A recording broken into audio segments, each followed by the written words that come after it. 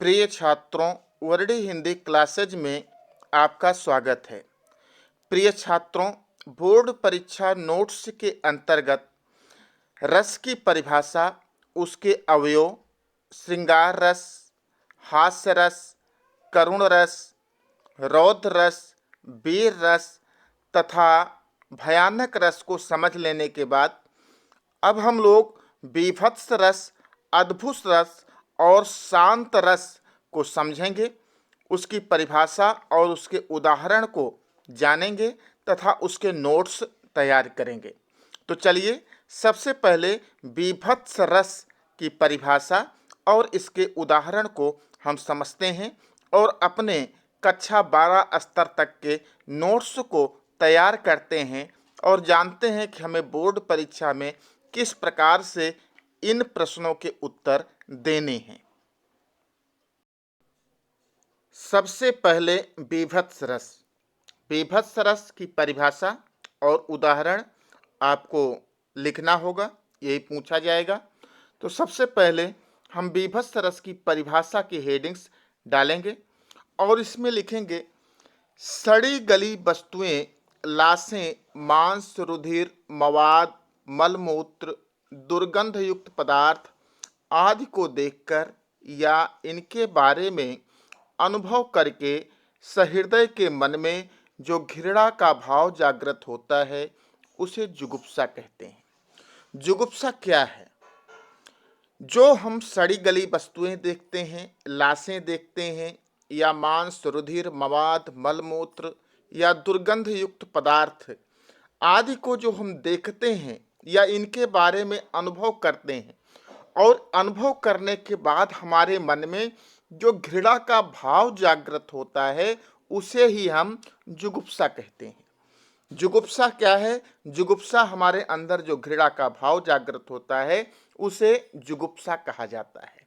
तो आप लोग लिखोगे परिभाषा में सड़ी गली वस्तुएं, लाशें, मांस, रुधिर, मवाद, मलमूत्र, दुर्गंध युक्त पदार्थ आदि को देखकर या इनके बारे में अनुभव करके सहृदय के मन में जो घृणा का भाव जागृत होता है उसे जुगुप्सा कहते हैं। यही जुगुप्सा नामक स्थायी भाव जब विभाव, अनुभाव एवं संचारी भावों से पुष्ट होकर रस दशा को प्राप्त करता है तो उसे बीभत्स रस कहते हैं। यही जुगुप्सा नामक जो अस्थाई भाव हमारे अंदर जागृत होता है, यही अस्थाई भाव जब रस के विभिन्न अवयवों, विभाव, अनुभाव एवं संचारी भावों से पुष्ट होकर रस की दशा को प्राप्त करता है तो उसे बीभत्स रस कहते हैं। अब इसका परिभाषा देने के बाद इसका आप एक उदाहरण दोगे, उदाहरण के माध्यम से आप समझाओगे। तो एक प्रसिद्ध उदाहरण हमने लिया है जो आप लोग अक्सर पढ़ते आए हो और ये आसानी से आपको याद भी हो जाएगा। हम उदाहरण लेते हैं। सिर पर बैठो काग, आंख दो खात निकारत, खींचत जीबहि स्यार अति आनंद उर्धारत, गीध जांघ को खोद खोद के मांस उपारत, स्वान आगुरिन काट काट के खात बिदारत। यहाँ पर शमशान का वर्णन किया गया है। कोई लाश पड़ी हुई है, सड़ रही है, तो सिर पर बैठो काग, आंख दो खात निकारत, सिर पर बैठा हुआ कौवा दोनों आंखों को खा रहा है निकाल निकाल कर। खींचत जीभ स्यार अति आनंद उर्धारत, और सियार जीभ से खींचकर मांस को खा रहा है। गीध जांघ को खोद खोद के मांस उपारत, और गीध जांघ पर बैठा हुआ है, खोद खोद के मांस को खा रहा है। और स्वान आंगुरिन काट काट के खात बिदारत, और कुत्ता वहां पर पड़ी हुई लाश की उंगलियों को काट काट के खा रहा है और उसे बिदार रहा है।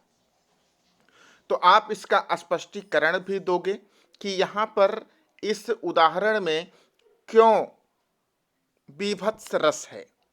तो आपको लिखना होगा उपर्युक्त उदाहरण में जुगुप्सा स्थायी भाव है, क्योंकि इसको पढ़कर हमारे मन में घृणा का भाव उत्पन्न होता है, इसलिए इस उदाहरण में जुगुप्सा नामक स्थायी भाव है। आलंबन शमशान घाट का दृश्य है। आश्रय राजा हरिश्चंद्र हैं। उद्दीपन गीध, सियार, कुत्तों आदि के द्वारा मांस नोचना, खाना। अनुभाव राजा हरिश्चंद्र का इनके बारे में सोचना। संचारी भाव ग्लानि, मोह, निर्बोध, चिंता आदि है। इस प्रकार उपर्युक्त उदाहरण में बीभत्स रस की निष्पत्ति हुई है।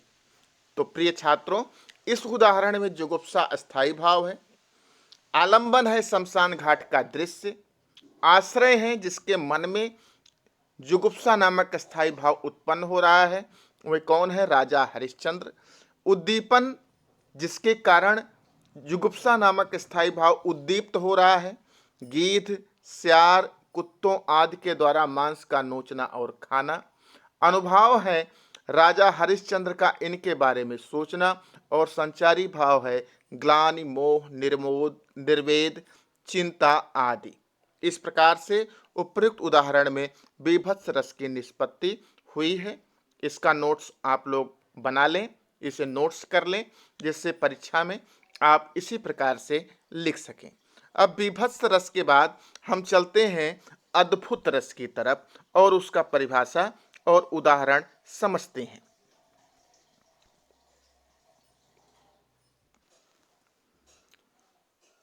अद्भुत रस बोर्ड परीक्षा में परिभाषा और उदाहरण पूछा जाता है। तो सबसे पहले हम परिभाषा समझते हैं। इसकी परिभाषा में हम लोग लिखेंगे अलौकिक वस्तु, असाधारण कार्य व्यापार, आश्चर्यजनक दृश्य, विचित्र घटना आदि को देखने या सुनने से सहसा विश्वास नहीं होता और मन में विस्मय उत्पन्न होता है। कोई भी हम अलौकिक वस्तु देखें या कोई व्यक्ति असाधारण कार्य व्यापार कर रहा हो या हम आश्चर्यजनक दृश्य देखें जो संभव ना हो, कोई विचित्र घटना हम देखें, तो इसको देखने या सुनने से हमें सहसा विश्वास नहीं होता और मन में विस्मय उत्पन्न होता है।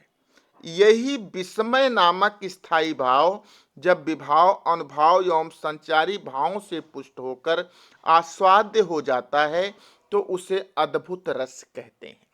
तो परिभाषा इसकी है अलौकिक वस्तु, असाधारण कार्य व्यापार, आश्चर्यजनक दृश्य, विचित्र घटना आदि को देखने या सुनने से सहसा विश्वास नहीं होता और मन में विस्मय उत्पन्न होता है। अद्भुत रस का अस्थायी भाव है विस्मय। यही विस्मय नामक स्थायी भाव जब विभाव, अनुभाव एवं संचारी भावों से परिपुष्ट होकर आस्वाद्य हो जाता है तो इसे अद्भुत रस कहते हैं। ये तो हुई आपकी परिभाषा। अब हम इसका एक उदाहरण देंगे और समझाएंगे कि विस्मय स्थायी भाव कैसे उत्पन्न होता है और उसमें अद्भुत रस कैसे होता है। तो हमने एक सरल उदाहरण लिया है जिसको आप लोग अक्सर पढ़ते आए हो और इस उदाहरण के माध्यम से आप अच्छे तरीके से समझा सकते हो। इहाँ उहाँ दुई बालक देखा, मति भ्रम मोर की आन विशेखा, देखी राम जननी अकुलानी, प्रभु हंस दीन मधुर मुस्कानी। उपर्युक्त उदाहरण में विस्मय नामक स्थायी भाव है। क्यों है? क्योंकि यहाँ पर आलंबन राम है, कौशल्या आश्रय है। कौशल्या राम को दो जगह देखती हैं, यहाँ उहाँ दुई बालक देखा। एक साथ राम दो जगह दिखाई देते हैं तो कौशल्या की मति, बुद्धि भ्रमित हो जाती है कि राम वहां पर बैठे हैं या यहाँ पर बैठे हैं, और इस दृश्य को देखकर राम जननी कौशल्या व्याकुल हो जाती हैं। ऐसे में प्रभु राम हंस देते हैं, अपनी मधुर मुस्कान प्रदर्शित कर देते हैं, जिससे कौशल्या और भी भ्रमित हो जाती हैं कि राम कहाँ पर हैं। तो उपर्युक्त उदाहरण में विस्मय नामक स्थायी भाव है, आलंबन राम है और आश्रय कौशल्या। कौशल्या के हृदय में भाव उत्पन्न हो रहा है इसलिए आश्रय कौशल्या है, राम के कारण भाव उत्पन्न हो रहा है इसलिए आलंबन राम है। उद्दीपन राम का दो रूपों में एक ही समय दिखाई देना, ये उद्दीपन विभाव है। अनुभाव कौशल्या का अकुलाना है। संचारी भाव है यहाँ पर भ्रांति, त्रास, जड़ता आदि। इस प्रकार उपर्युक्त के संयोग से स्थायी भाव विस्मय परिपुष्ट होकर अद्भुत रस के रूप में परिणत हुआ है, इसलिए यहाँ पर अद्भुत रस है। तो आप इसका स्पष्टीकरण भी दे सकते हो आसानी से कि उपयुक्त उदाहरण में विस्मय नामक स्थायी भाव है, आलंबन राम है, आश्रय कौशल्या है, उद्दीपन राम का दो रूपों में एक समय दिखाई देना, अनुभाव कौशल्या का अकुलाना, संचारी भाव भ्रांति, त्रास, जड़ता आदि है। इस प्रकार उपयुक्त के संयोग से अस्थायी भाव विस्मय परिपुष्ट होकर अद्भुत रस के रूप में परिणत हुआ है। तो इस प्रकार से हम अद्भुत रस की परिभाषा और उदाहरण बहुत ही सरल तरीके से लिख सकते हैं। अब अंतिम रस शांत रस की हम परिभाषा और उदाहरण समझेंगे और इसे लिखना सीखेंगे। नवा रस और अंतिम रस है शांत रस। परिभाषा और उदाहरण इसमें भी पूछा जाएगा, 1 नंबर परिभाषा का और 1 नंबर उदाहरण का। कुल 2 अंक के प्रश्न बोर्ड परीक्षा में पूछे जाते हैं। सबसे पहले हम इसकी परिभाषा लिखेंगे, परिभाषा हेडिंग्स डालेंगे।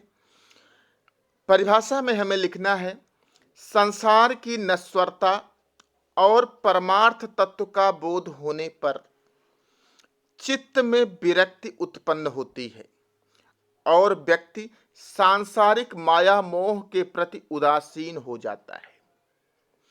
इसे सम या निर्वेद कहते हैं। संसार की नश्वरता के बारे में जिसको ज्ञान हो जाता है या उस परमार्थ तत्व, परमात्म तत्व, परमात्मा का जिसे बोध हो जाता है, उसे संसार के प्रति विरक्ति का भाव उसके अंदर उत्पन्न हो जाता है और व्यक्ति जो है सांसारिक माया मोह के प्रति उदासीन हो जाता है। यह उदासीन होने का भाव, माया मोह के प्रति उदासीन होने का भाव ही सम या निर्वेद कहा जाता है। इसे ही हम सम या निर्वेद कहते हैं। सम का अर्थ होता है शांत हो जाना और निर्वेद का अर्थ होता है वेदना रहित हो जाना। यही निर्वेद नामक स्थायी भाव जब विभाव, अनुभाव एवं संचारी भावों से पुष्ट होकर आस्वाद्य हो जाता है तो इसे शांत रस कहते हैं। तो निर्वेद शांत रस का स्थायी भाव है। निर्वेद कहते किसे हैं? निर्वेद कहते हैं कि वेदना रहित हो जाना या शांत हो जाना। तो इसकी परिभाषा आप लोग लिखोगे कि संसार की नश्वरता और परमार्थ तत्व का बोध होने पर चित्त में विरक्ति उत्पन्न होती है और व्यक्ति सांसारिक माया मोह के प्रति उदासीन हो जाता है। इसे सम या निर्वेद कहते हैं। सम का अर्थ है शांत हो जाना, निर्वेद का अर्थ है वेदना रहित हो जाना। यही निर्वेद नामक स्थायी भाव जब विभाव, अनुभाव एवं संचारी भावों से परिपुष्ट होकर आस्वाद्य हो जाता है तो इसे शांत रस कहते हैं। अब इसका आप एक अच्छा सा उदाहरण दोगे। हमने उदाहरण आपकी पुस्तक से ही लिया है, तुलसीदास से। तुलसीदास का एक प्रसिद्ध उदाहरण है, आपको आसानी से याद भी हो जाएगा। आप लोग इस उदाहरण को लिखोगे। उदाहरण है इसका, अबलो नसानी अब ना नसई हो, राम कृपा भव निशा सिरानी, जागे फिर न डसई हो, पायो नाम चारु चिंता मन उर करते न खसई हो, श्याम रूप सुचि रुचिर कसौटी चित कंचन ही कसई हो, परबस जानी हसो इन इंद्र ने निज बस हुए न हसई हो, मन मधुकर पन करि तुलसी रघुपद पद कमल बसई हो। तुलसीदास जी कहते हैं कि अब लो नसानी अब ना नसई हो। हे प्रभु, अब तक हमने अपने जीवन का बहुत सारा भाग व्यर्थ गंवा दिया है, नष्ट कर दिया है, लेकिन अब आपके बारे में हमें पूर्ण ज्ञान की प्राप्ति हो गई है, इसलिए अब शेष बचे हुए जीवन को मैं कभी नष्ट नहीं होने दूंगा। राम की कृपा से भव निशा संसार रूपी रात्रि शिरानी बीत चुकी है। और अब मुझे राम का ज्ञान प्राप्त हो गया, उस परमात्मा का ज्ञान प्राप्त हो गया है, मैं जागृत अवस्था में हो गया हूँ। फिर जागृत अवस्था में होने पर फिर मैं इस अज्ञानता में अपने बिस्तर नहीं बिछाऊंगा। मुझे राम नाम रूपी चिंतामणि प्राप्त हो गई है। अब इस राम नाम रूपी चिंतामणि को अपने उर अर्थात हृदय रूपी हाथ में मैं पकड़ कर रखूंगा और इसे कभी भी खिसकने नहीं दूंगा। श्याम के राम के सुंदर श्याम रूप को मैं इसे कसौटी बना लूंगा और अपने चित्त रूपी कंचन को सोने को निरंतर इस पर परखता रहूंगा, कसता रहूंगा। परबस जानि हंस्यो इन इंद्रिन, जब तक हमारी इंद्रियां परबस थी तब तक इन्होंने हमारी खूब हंसी उड़ाई, लेकिन अब मैं अपनी इंद्रियों को अपने बस में कर लूंगा और कभी भी हंसने हंसी का पात्र नहीं बनूंगा।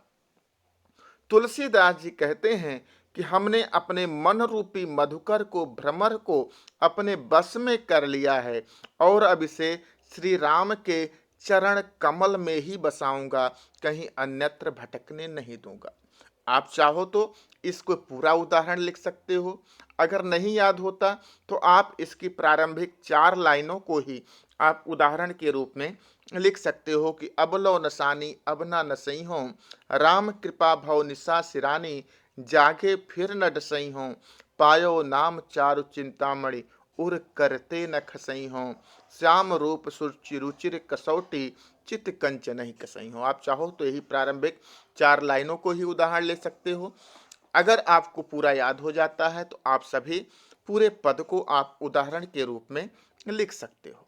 तो उपर्युक्त पद में निर्वेद नामक स्थायी भाव है। अब आप इसका स्पष्टीकरण दोगे और स्पष्टीकरण में आपको लिखना होगा कि उपर्युक्त पद में निर्वेद स्थायी भाव है, आलंबन भगवत विषयक अनुराग है, आश्रय विरक्त व्यक्ति कोई भी हो सकता है या स्वयं तुलसीदास जी इस पद में हैं, उद्दीपन संसार की असारता, शेष जीवन की चिंता, अनुभाव परमात्म चिंतन करते हुए आत्मकथन, संचारी भाव है दैन्य स्मृति मति धृति आदि।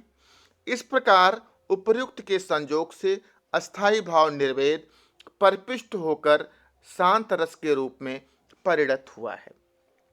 आप इसका स्पष्टीकरण इस प्रकार से आसानी से दे सकते हो।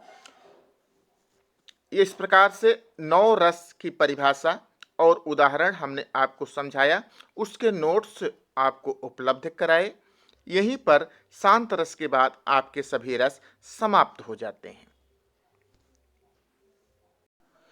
प्रिय छात्रों, इस प्रकार से हमने 4 खंडों में रस की परिभाषा, उसके अवयव, श्रृंगार रस, हास्य रस, करुण रस, रौद्र रस, वीर रस, भयानक रस, अद्भुत रस, बीभत्स रस और शांत रस की परिभाषा और उसके उदाहरण को समझा, उसके नोट्स को हमने तैयार किया। इसी प्रकार से हमें बोर्ड परीक्षा में इनके प्रश्नों के उत्तर देने हैं, जिससे हमें अच्छे अंक प्राप्त हो सके। आपको यह वीडियो किस प्रकार से लगा, इसके बारे में हमें कमेंट आप अवश्य कीजिएगा और वीडियो को लाइक भी कीजिएगा और अपने छात्रों को, अपने साथियों को शेयर भी कीजिएगा। धन्यवाद।